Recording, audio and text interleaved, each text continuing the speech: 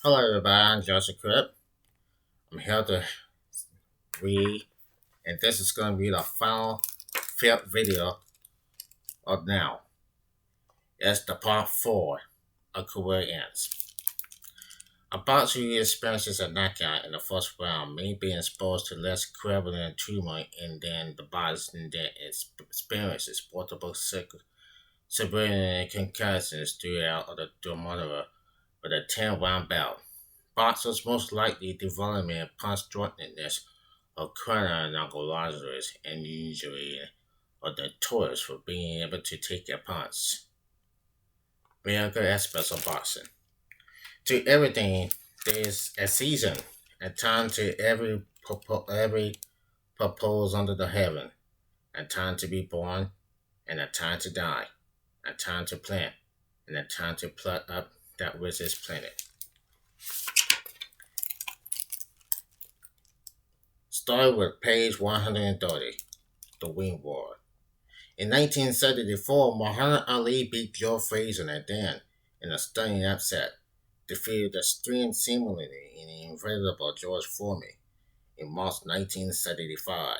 He fought Chuck Bradfield within in 15 rounds and mailed the same year.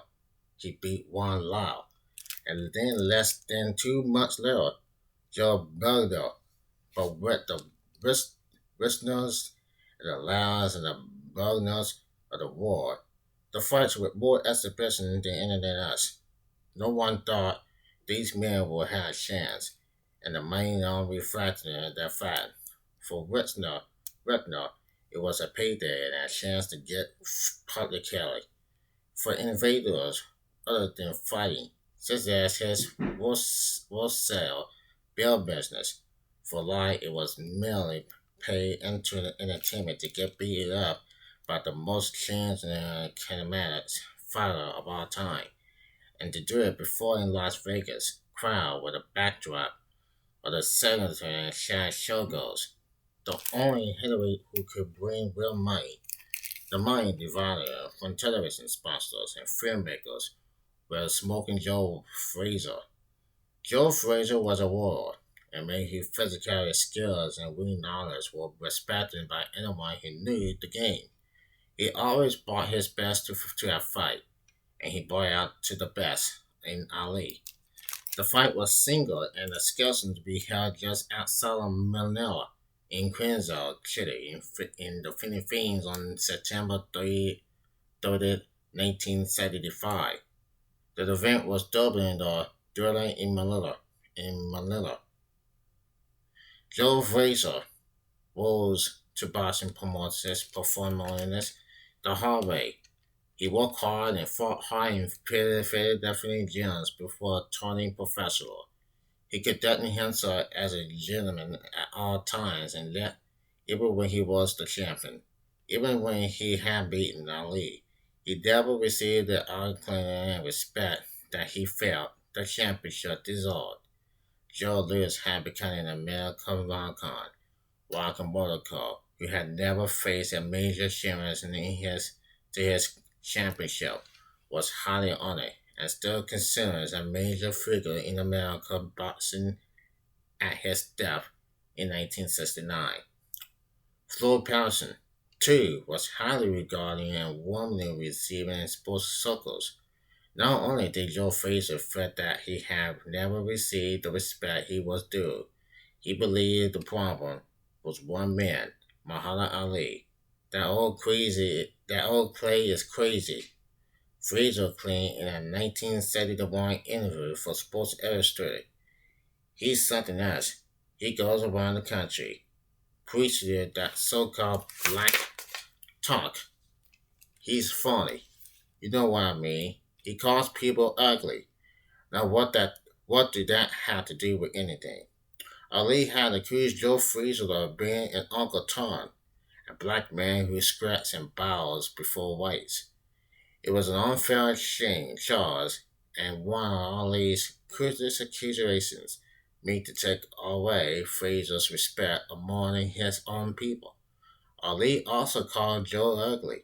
Ali called all his opponents ugly, but with Frazier, he was feudal, At press conference, Ali got reporters laugh at Fraser.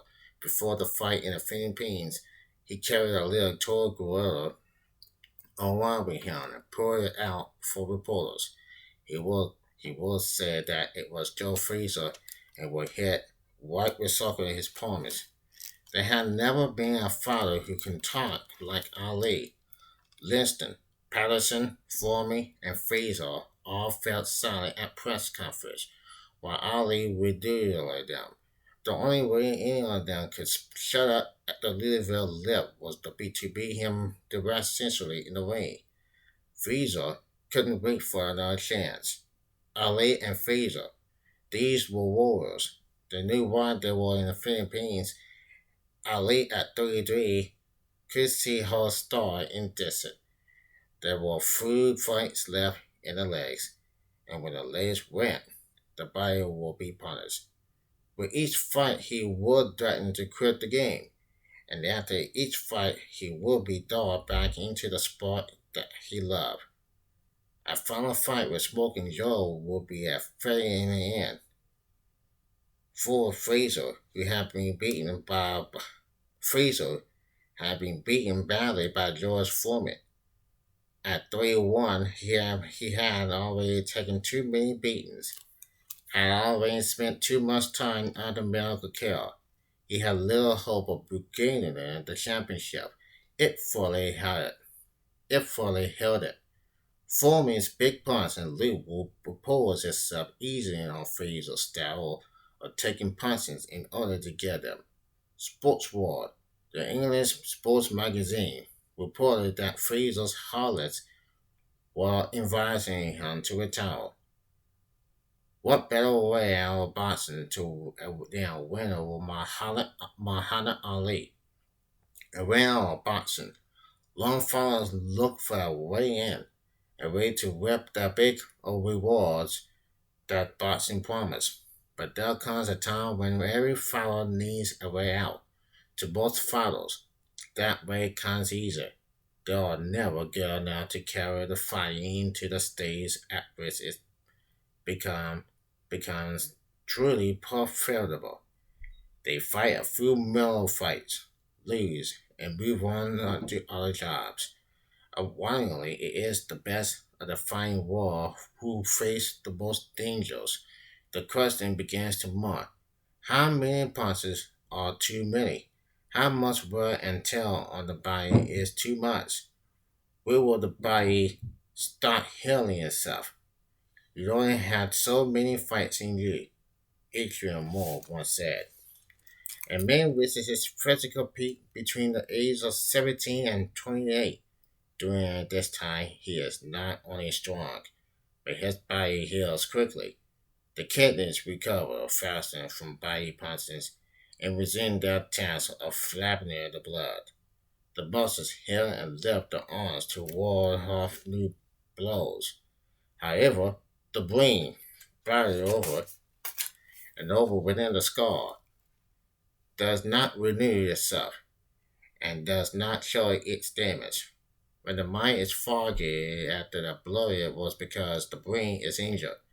No one knows exactly how much injury a human brain can take before normal human factor territory is composed promise. This is no mystery to anyone in a fight game.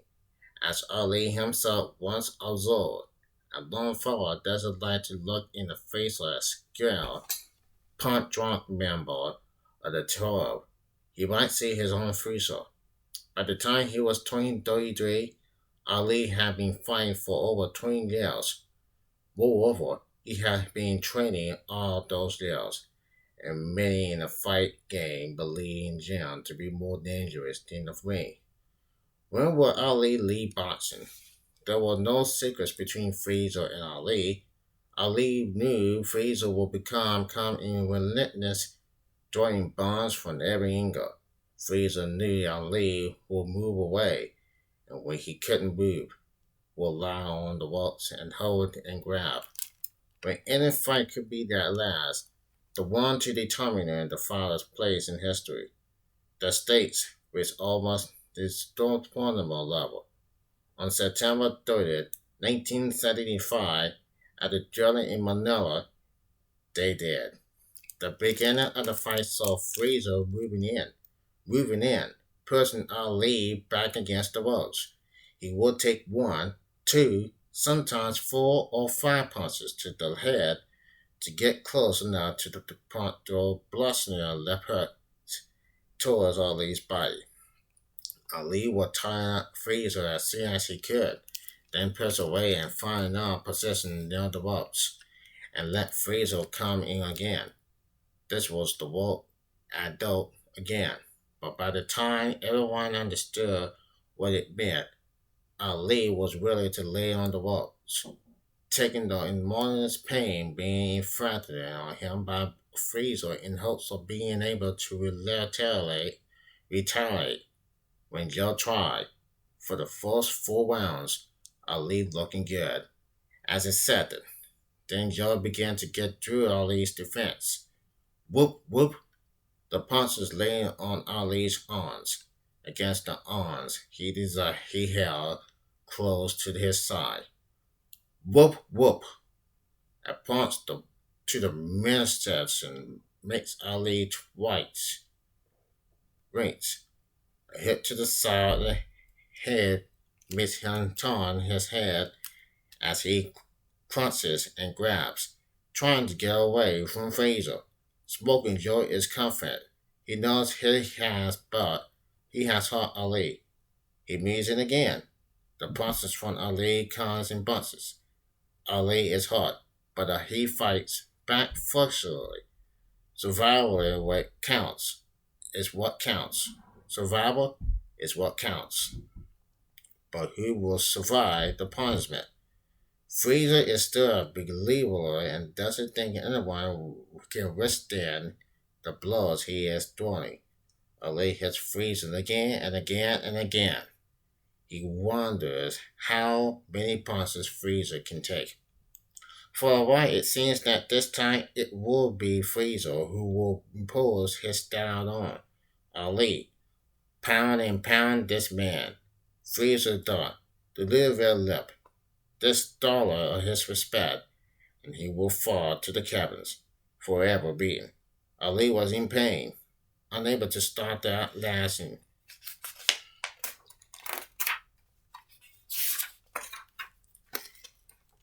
His legs are no longer moving as he leaning against the ropes, which could lead the bounce his legs no longer had. He knew he had to somehow find the strength and courage to battle through the pain and keep his own offense going. The physical pain was extraordinarily intense. Fans who watch a boxing match often think the followers don't feel pain the way that normally people do. The truth is that professional fighters live with the pain and continue performing it at times. The most men will be glad to quit and walk away. What keeps Ali going? The level of oxygen in the air is lower and the fighters are gasped for breath. Both fighters are hurt and neither wants to quit. Fraser knows that Ali is in older than Ali. Ali, in turn, can see the swelling of Fraser's face and head. He knows that Smoking Joe is coming into him on little more than courage.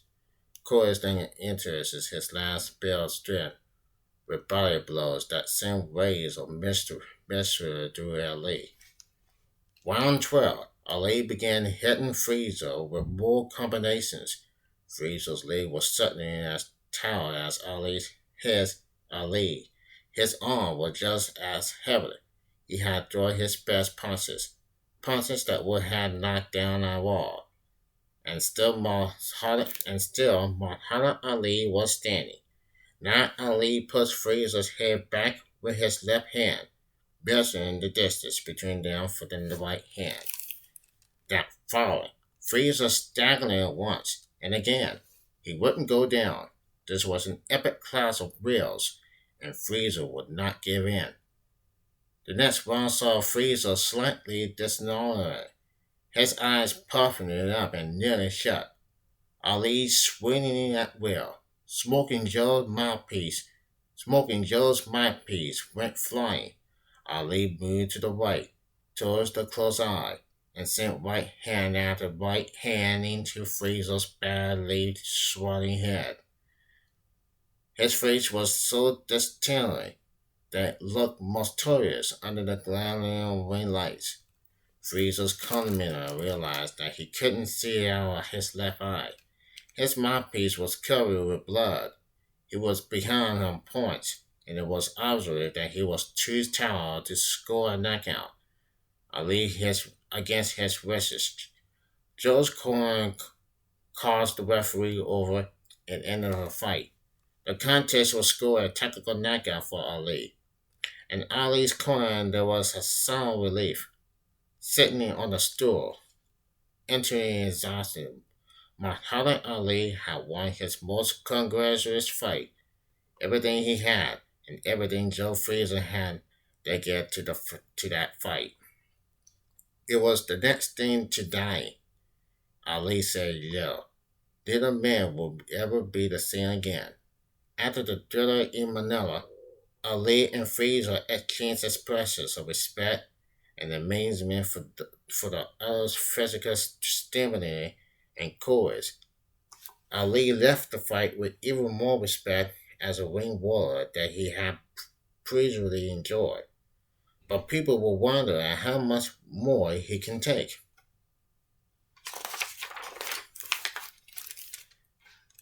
Sting like a bee. The objective of a follower is to impose his style on his opponent. If he is a brawler, then he must turn his fights into slugfests in which the ability to punch and take a punch outweighs fences. In a brawler's career, the peak years might well be shortened by the amount of punishment receiving. The absolutely design of a brawler comes as his major physical skills and ability to punch and to take a punch are overcome by longer follows, just reaching their peak. Ali's style, equally for the heavyweight, was largely dependent on foot and hand movement, as he floated like a butterfly, floating like a butterfly out on his way, and moving quickly to sting like a bee. The bad fun he showed in the ring, running away from a punch, keeping his hand toe low, was offset by his amazing ability to move. This was the style he imposed with relentless ease before he forced layoff in 1967. In the 29 fights he won between 1960 and 1967. He had never been hurt. He was 25. He was 25 at his physical peak when he was forced out of boxing. The Ali who returned to the ring in 1970 was 28, still physical strong, but with a marked difference. His foot speed had slowed considerably during the layoff, as was apparently in his first fight on his return against Jerry Curran. Against Oscar Bonava, it was all Tyler Ali. He finally stopped the heavyweight from Argentina in the final round. The fight against 27-year-old Joe Frazier on March 8, 1971 was a classic match of styles. Frazier kept coming in, and even though he took punches along the way, he was still able to do quite a bit of damage to Ali. Ali could not move quickly or consistently enough to involve Frazier's blows. Ali's style began to change. The man who had dominated boxing with his dancing speed now began to spend more time flat-footed, losing his hand speed to block punches and tied up or hold opponents who caught against him against the ropes until the referees separated them. His 1973 loss to Cam Norton was marked by the very little movement on Ali's part, and his win against the Paladin Moscow ex-Million showed little more. By 1974, at 32 and in a rematch with Joe Frazier, Ali was spending more and more time loading on the ropes, trying to freeze her up where he could, and talking more and taking more and more punishment. Ali was losing his will. The idea that no matter what punishment he received, he still would not be defeated. As a subscription for his foot speed, nowhere was there's more evidence than in the fight against George Foreman. Ali's new style was based on new chords and chords he had showed all his life. As 25, as 20, as 12-year-old Cassius Clay in Louisville, he had taken up fighting with Joel Martin, putting himself in harm's way at an early age. He masters his fear of pain and accepted the discipline needed to become a champion. His Olympic victory showed Ali exactly what he had. He understood as well as the man wishes to handle him that his Olympic gold medal could be turned into a lucrative fighting career if he maintains himself as Cassius Clay and took the road that Joe Louis, Walker Miracle, Walker No, Sugar Ray Robinson, and other fellows he admittedly had taken. He would have been greatly respected and could have a predicting career by nearly accepting what was being offered to him in exchange for his skills. But Ali lived by his own beliefs. Some sportswriters suggested that he had been fooled by the nation of Israel, that Cassius Clay, Muhammad Ali, was being manipulated by people more clever than he was into talking in unpopular sense. But one black man in the 1960s was struggling for manhood against often overwhelming odds.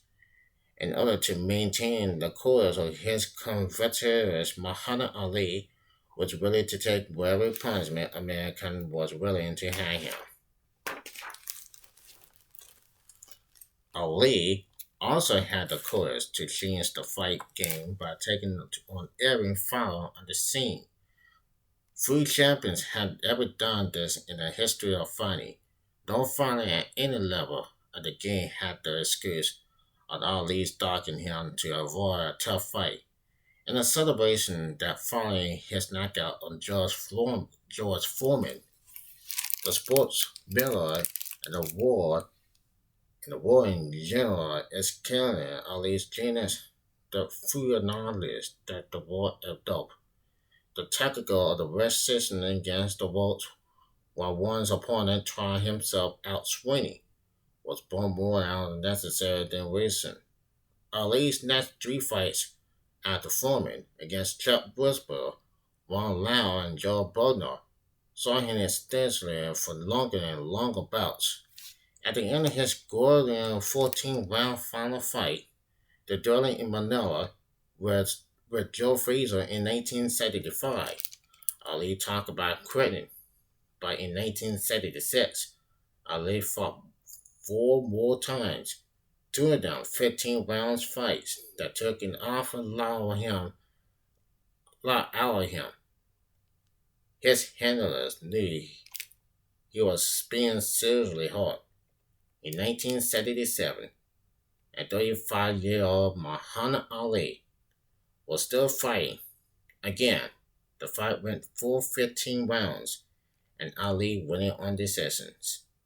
In 1978, Ali once more learned against the ropes and taking far too much punishment for the miracle about strong foul. Leon Sparks lost in 15 rounds.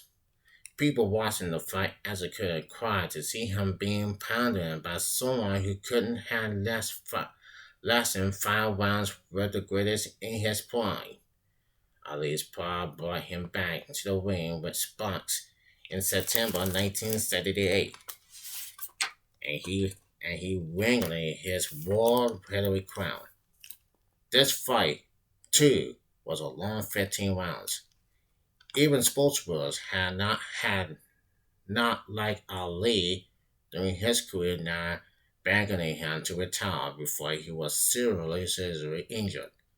Ali did not fight in 1979, but came back to lose to Larry Holmes on October 2nd, 1980.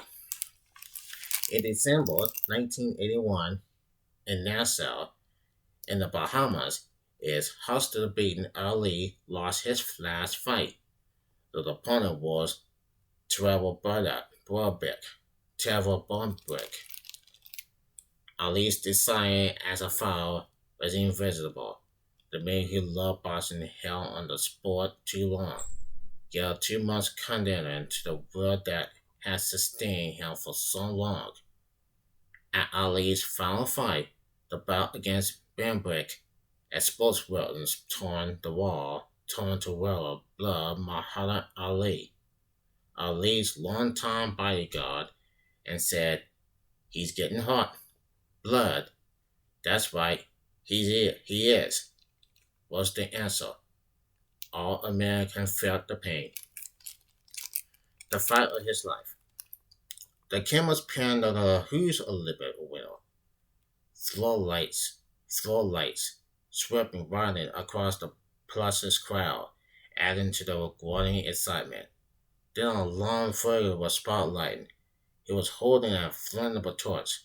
Muhammad Ali, who had first come to the world's attention at the Olympic Games some 36 years early, lit the Olympic torch.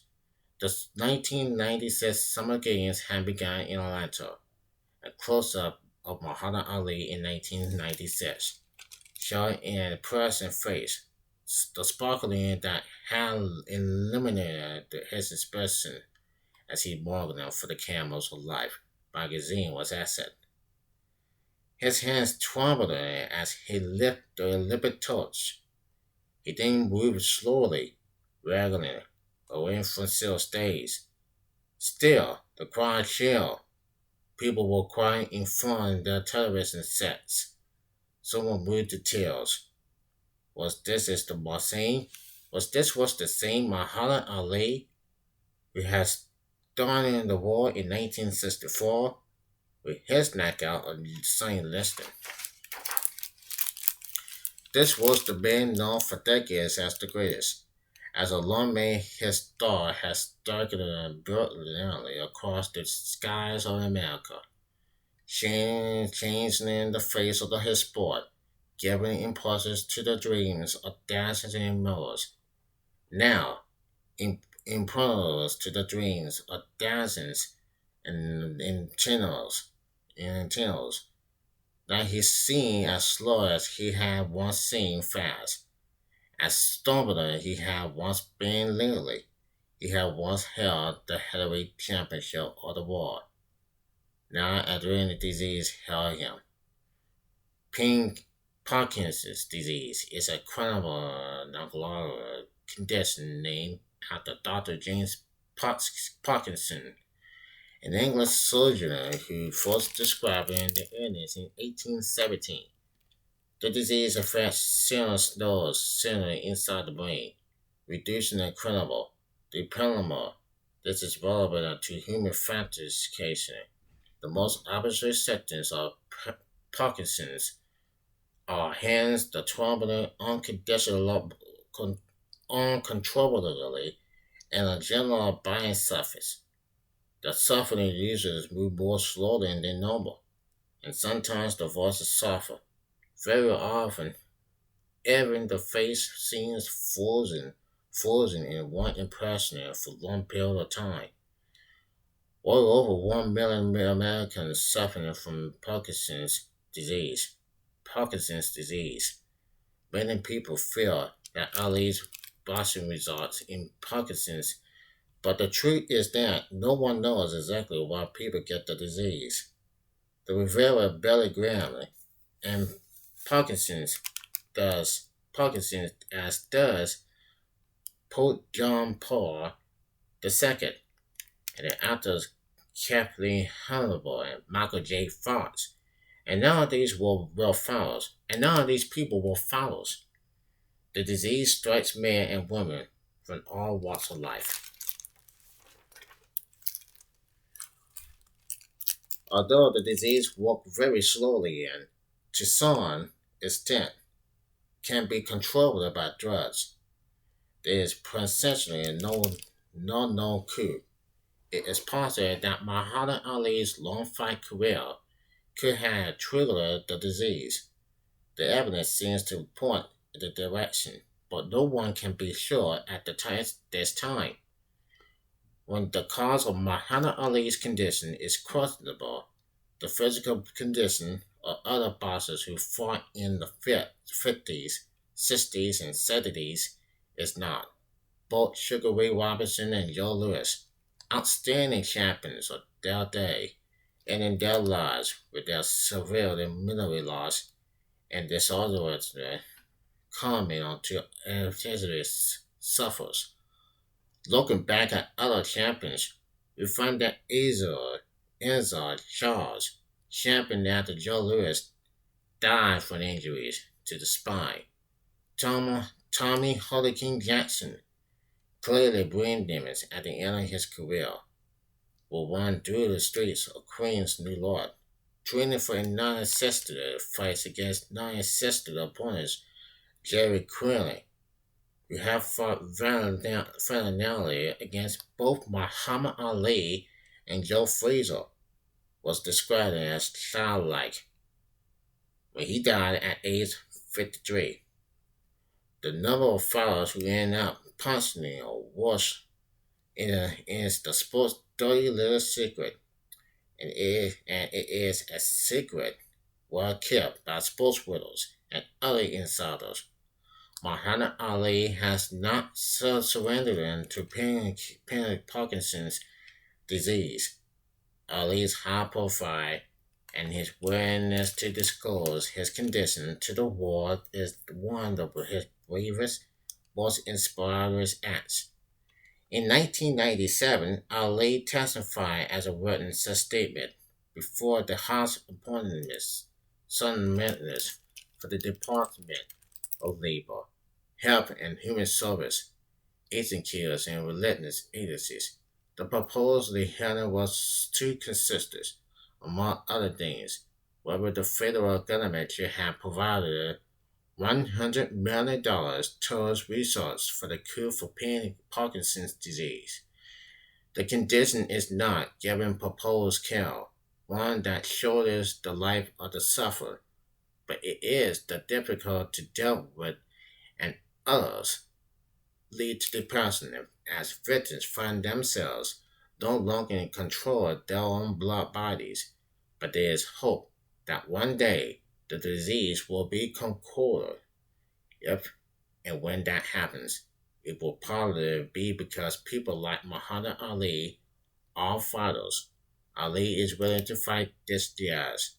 First questions, not valid, not simply because it will help him, but because it is the right thing to do. And because doing the right thing is what Muhammad Ali has always been about. The legacy. What will be the legacy of Muhammad Ali, the man who was named the greatest athlete of the 20th century by Sports Illustrated magazine, still builds upon his reputation. But legends are made by the people who define them. He looked at the lives of people like Muhammad Ali and decided from the verses point history whether what they had done is worthwhile. This is why books are riddles, and why the reader must bring critical judgment to what is written.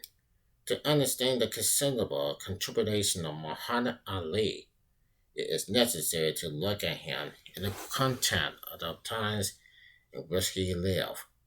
The boy who was born in Louisville, Kentucky in 1942 came into a world that free mobile alone people can understand. The separation of the races under the surgery laws that exist in Louisville and in many parts of the United States accelerated that in order to survive, black people know to know black people had to know their place. The message that this sent to young black boys was that they were somehow infernal human beings. College was a way for some black Americans to come at least a limited part of the American dream.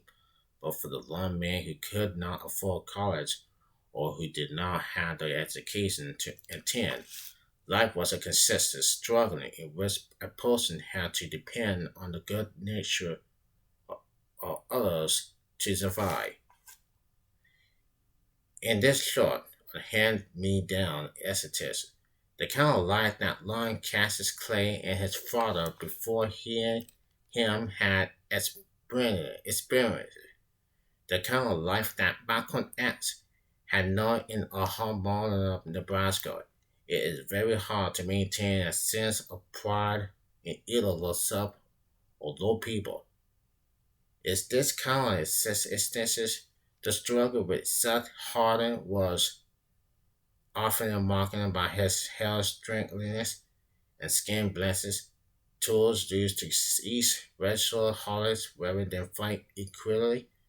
Cassius Clay seemed to become Muhammad Ali, had lived like as a second-class citizen, when he won the Olympic gold medal and began receiving the itinerant American general. He realized that, as he put it, he was kind of special. People were interviewing Ali throughout his long career where Ali seems to recognize that not only did Ali represent, for better or worse, Ali of Black America, but that he understood he did. Long black boys and girls across the country wanted to say, like Muhammad Ali, that they were beautiful, that they were pretty. It wasn't relevant that this handsome long man starting into television cameras and posing for photographers. But the rebel, but rather a desire to broadcast to the world that black was indeed beautiful. In Muhammad Ali, long people find marvel for their pride. Ali, in turn, never forgetting where he came from, except this war. At first, there were doubles among the black populace.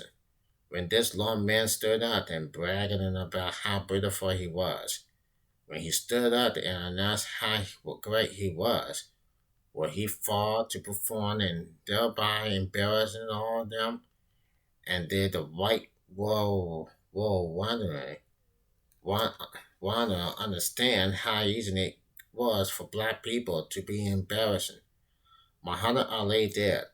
Charles Sonny Liston, that's cut, was an embarrassment to the NAACP, who members asked Flo Patterson did not to fight him.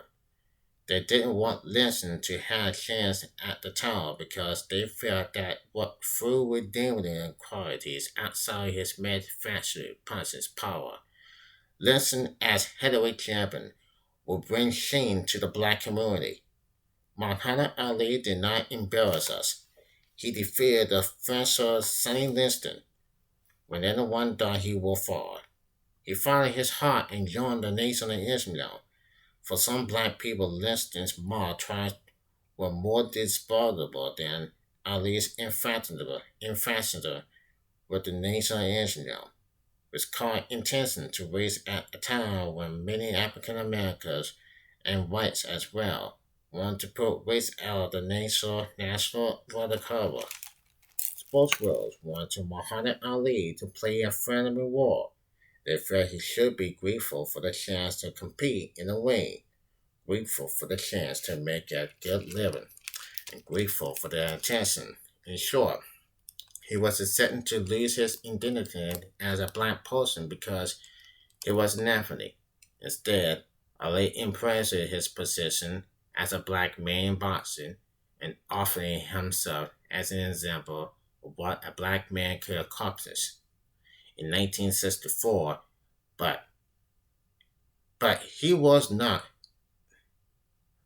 accomplished. Sorry. Muhammad Ali was 22 when he won the title in 1964. But he was not the longer person to win a heavyweight championship. Floyd Patterson had won the championship at 21, but Ali was the most loved heavyweight fighter of all time. Compounding with his incredible Miller survey, he played the long Americans white and black. He brought a secretary to his life and his career that always made him an interesting person to listen to and consider. How can someone who looked that long, who was the intact, be involved in the most brutal sport known to mortal man? One wouldn't decide and imprint that the black mercenaries, members of the Nation of Islam, had terrified Ali into not going into the army by suggesting that he would be put into immediate danger of getting killed. This was the kind of nonsense the Namira concluded to imply that Ali was not capable of making important decisions. However, he clearly made all such decisions and continues to do so. In the end, Ali's refusal to accept induction into the army was one of the most important statements of the 1960s. He was a celebrity willing to go to jail for his beliefs. Many lone people, white and black, following his example. Ali had lived an interesting and exciting life, but has no means has he lived a perfect life. His first three marriages ended in divorce. He is the father of seven girls: Hannah, Jamala, Kanlara, Yera, Mora, and Rishaya, and two boys, Muhammad Ali, Jr., and Asar. But he was undoubtedly loved his children. His public life and consistent travel made a successful family life difficult, and while he could be vastly entertaining, there have been a number of people he has hurt, especially followers, by putting them down in public. But he achieved such great popularity that he became a nationally recognized and leader of Loop. He capitalized in the minds of American teenagers. He spoke to overflowing crowds on college campus that did not attend college himself. If he had been through the college experiences, could he have taken the American Loop even further and examined the issues of the day? In his professional life, Ali was a standout. Every long fighter who raised above the first entry rates begins to realize that foul means the appearances of pain, and Ali, early on, was willing to do whatever it took to become a champion. He was not, like Sonny Liston or George Foreman, the neighborhood bullying skeptics, the law, and being not smarter kids. Ali was a good kid. He knew what he wanted. He knew what he wanted. Through his style, speed, and footwork, he showed the world that intelligence, discipline, and determination could overcome the tactics of sheer power and aggression in heavyweight fighting. When his speed was not satisfying, he showed in his little fights against Fraser and Foreman that resolve and courage to accept pain could also be a path to victory.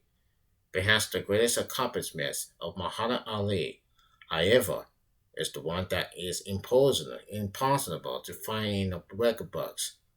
Ali grew as a human being from the kid in Louisville. He did his bicycle because bus fare wasn't that easy to come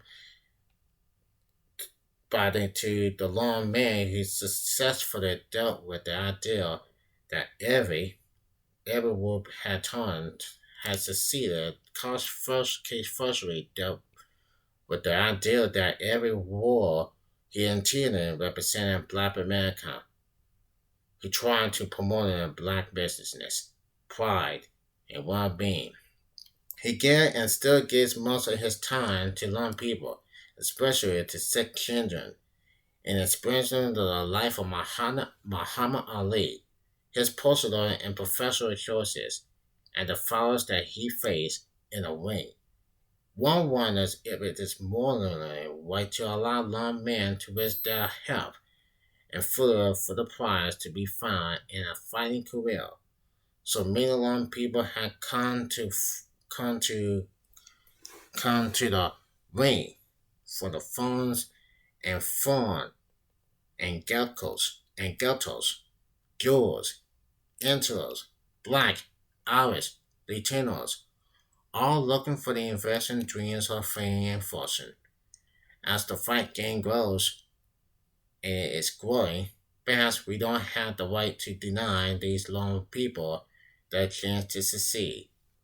But because we know that it is so many cases that Chris had any in a physical warning of lonely warriors who had dropped off the sports page and out of the public view. We should at least, as Muhammad Ali has done, try to make sure that when people do sacrifice their bodies, it is not their only way to secure human dignity. Courage does not mean letting go of fear. It means having, having the will to face one's fears, to face one's fears, to face the dangers in one's life, and to venture forth to do what they wish is morally right. Willis has said that Ali was afraid of enlisting, that he was afraid of going into the army, that he was afraid of turning away from the national engineer. There were things of which he was afraid, but he was big enough, courageous enough, to face everything that came his way. He has been knocked down in his life, and has had the courage to rise. Today, Ali is still a deeply religious man.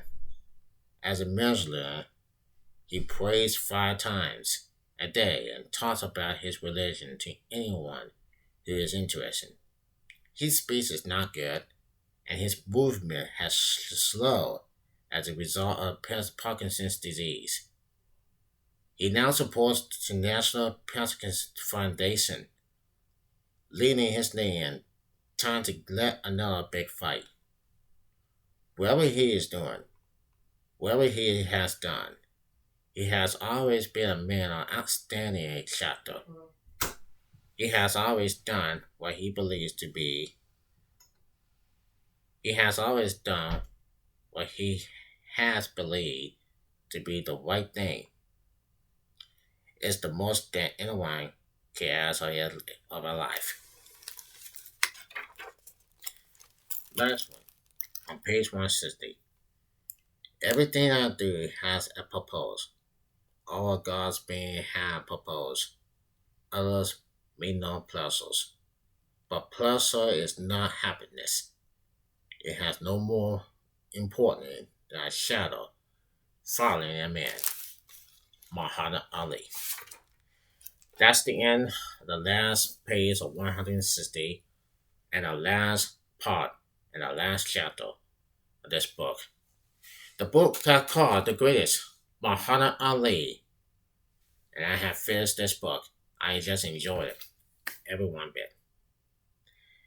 And I'll have to thank you for this YouTube subscribers for listening to me read and seeing me reading this book. And this is The Greatest, Muhammad Ali. Tune in. I'm Joseph Crudup. Have a nice day, everybody. Love you. Peace.